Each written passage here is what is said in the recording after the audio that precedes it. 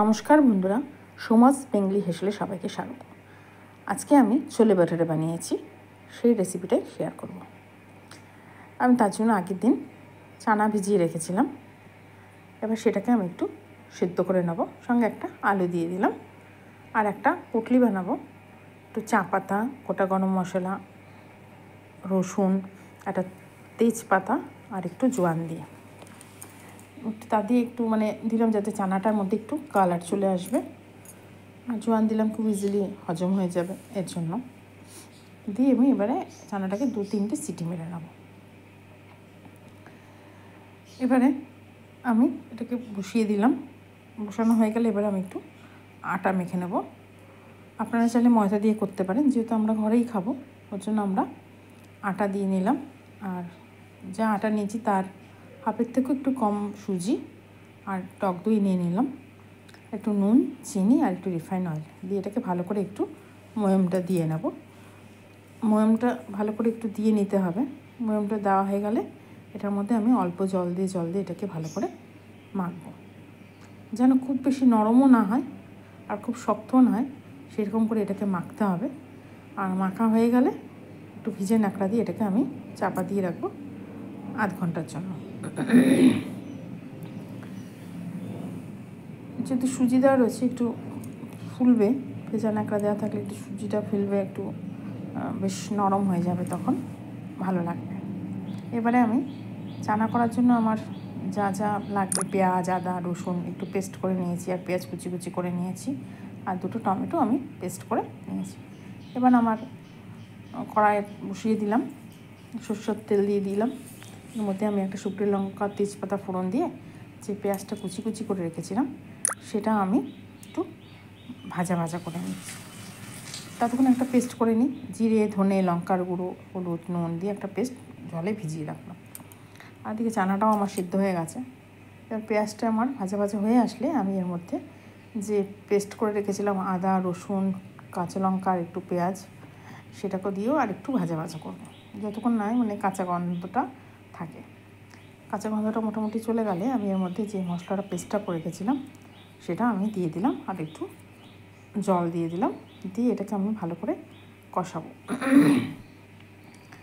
ভালো করে একটু কষাতে হবে যতক্ষণ কাঁচা গন্ধটা না যায়। এটা ভালো করে একটু জল দিয়ে, অল্প অল্প জল দিয়ে এটাকে ভালো করে কষাবো। এবং কষানো মোটামুটি হয়ে এলে এর মধ্যে আমি যে টমেটো পেস্টটা আছে সেটা আমি এর মধ্যে দিয়ে দেবো, দিয়ে আবারও আমি এটাকে ভালো করে কষাবো। টমেটোর কাঁচা গন্ধটা চলে যাবে, একটু ভালো করে কষাবো। এটাকে কষাতে কষাতেই এর একটু সুন্দর কালার চলে আসবে।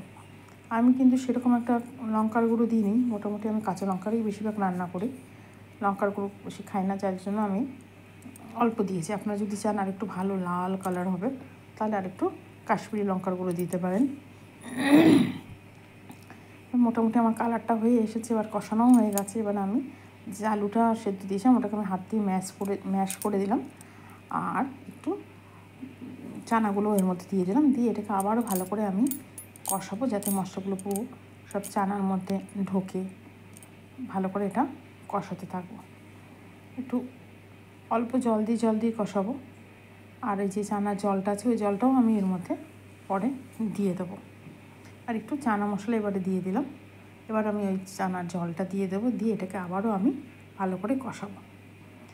কষাতেই দেখবেন সব মশলা একদম পুরো মিশে যাবে আর তেল ছেড়ে আসবে, তখনই মনে করবেন যেটা হয়ে গেছে। দেখুন কী সুন্দর কালারটা হয়ে গেছে। আমি সেরকম যে খুব একটা মশলা দিয়েছি তা কিন্তু নয়, খুব অল্প মশলা দিয়ে আমি রান্না করেছি, কিন্তু কালারটা দেখুন কত সুন্দর এসেছে।